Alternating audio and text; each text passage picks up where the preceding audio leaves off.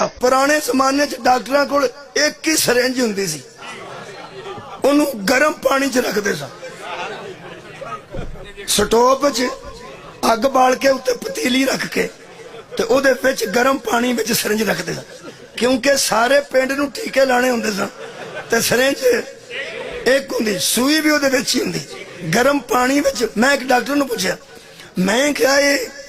सर्दियां विच भी गर्म पानी च रखते हो ते गर्मियां विच भी इहनूं गर्म पानी च रखते हो,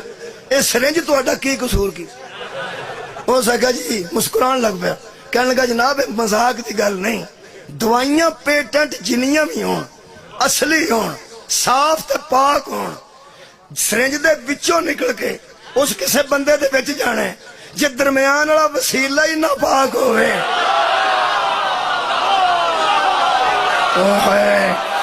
जे सिरिंज दे विच कोई जरासीम होवे,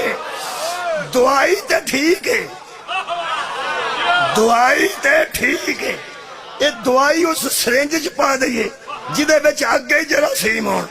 जिदे विच अगे जरासीम होण, ये पिछों जो जोर देंगे वो जरासीम विच मुंतकिल हो जाएंगे, दवाई विच जरासीम कोई नहीं सन, और जिदे जरिए एदा मतलब है दवाई साफ होवे, जिदे जरिए दवाई अगे जानी है ओनू अंदरों पाक होना चाहिए।